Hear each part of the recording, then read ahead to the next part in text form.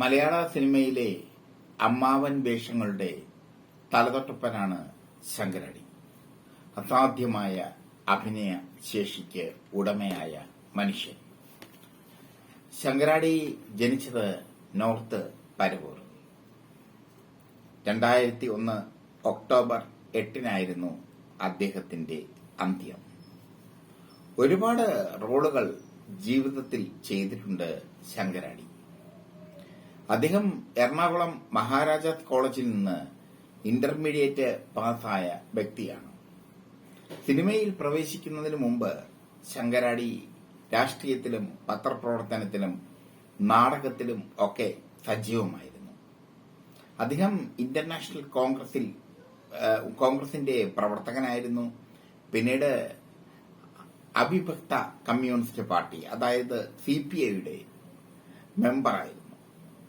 പത്രപ്രവർത്തകനായി അദ്ദേഹം ജോലി ചെയ്തു.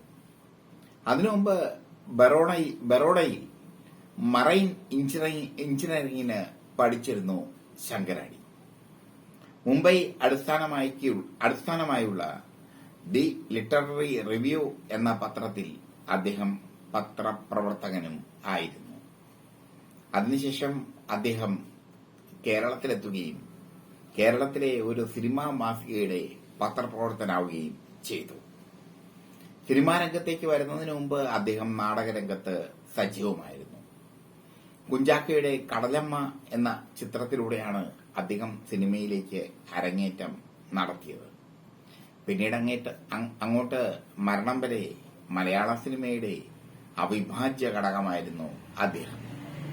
1968 KP വേണു സംവിധാനം ചെയ്ത മലയാളത്തിലെ ആദ്യത്തെ മൊഴിനീള ഹാസ്യ ചിത്രമായ ബിരുദൻ ശംഖുവിൽ അദ്ദേഹം അഭിനയിച്ചു.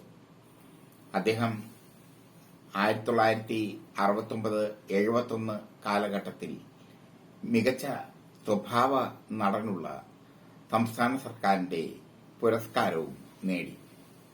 ഒരുപാട് പുരസ്കാരങ്ങൾ അദ്ദേഹം നേടിയിട്ടുണ്ട്. 1970 വാഴ്വേമായം, എഴുതാത്ത കഥ എന്നീ ചിത്രങ്ങൾക്ക് മികച്ച രണ്ടാം നടനുള്ള പുരസ്കാരം.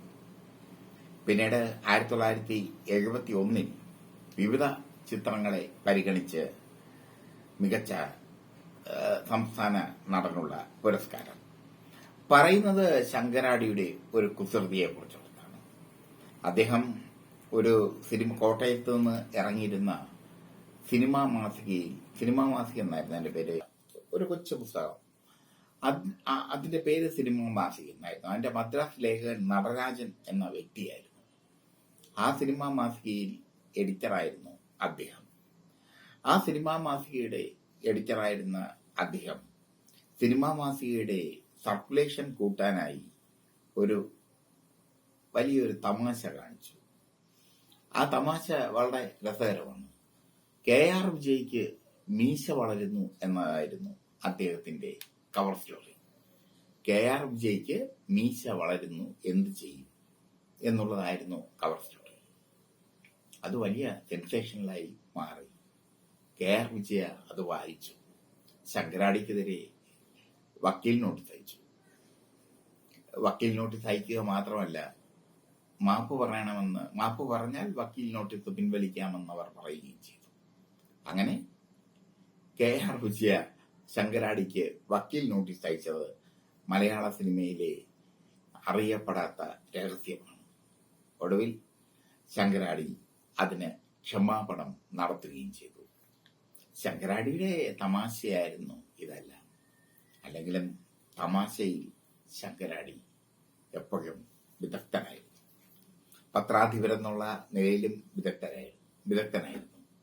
KR വിജയ്ക്ക് മീശ വളരുന്നു എന്നൊക്കെ ഉള്ള ഒരു സ്റ്റോറി അടിക്കുമ്പോൾ നന്നായി തന്റെ മാസിക വിറ്റുപോകും എന്ന് അദ്ദേഹത്തിന് അറിയാമായിരുന്നു.